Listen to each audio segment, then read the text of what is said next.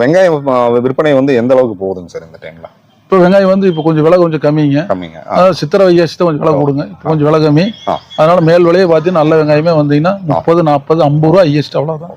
தினசரி உங்களுக்கு வந்து அந்த விதை வெங்காயம் வந்து தினசரி உங்களுக்கு இங்க வந்துட்டு தான் இருக்கு? ஆமா, தினசரி நாங்க போய் கொள்முதல் பண்ணிக்குவோங்க. காட்டுலயே நேரம் கொள்முதல் பண்ணிக்குவோம்.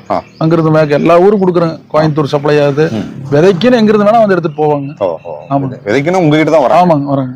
இப்ப பெண்கள் வந்து நிறைய பெண்கள் வந்து நீங்க வேலை வராங்க, ஒரு 30, 40 பேர் வராங்க. வேலை வாய்ப்பு நீங்க கொடுத்துருக்கீங்க. கிலோக்கு 5 ரூபாய்க்கு தாள்கள் இருக்கு.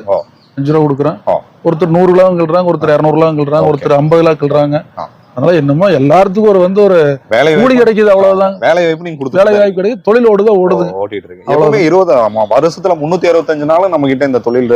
ஆமா, 8 மாசம் இருக்கு தாள்கள்ற வேலை. 4 மாசம் டல்லா இருக்குங்க. அவ்வளவுதான். சந்தைகளுக்கு வந்து நீங்க ஏற்றுமதி பண்றீங்க அப்படிங்கிற மாதிரி சொன்னீங்க. எந்தெந்த சந்தைகளுக்கு நீங்க வந்து? நான் புளியம்பட்டிங்க, புளியம்பட்டி சந்தை மெயின். ரெண்டாவது அன்னூர் வேணா கொடுப்போம் பக்கத்துல. அதுவிட்ட சூலூர் போயிட்டு இருந்து இப்ப போறது இல்லைங்க. அங்க இருக்கையும் வந்துக்குவாங்க. நேரம் வந்து மைசூர் வந்து பூரா போன் கான்டாக்ட் அதிகங்க. விவசாயி வந்து நிறைய பேர் போன் கான்டாக்ட் இருக்காட்டி அவங்க ஒருத்தர் கான்டாக்ட் மூலியமா போயிருங்க.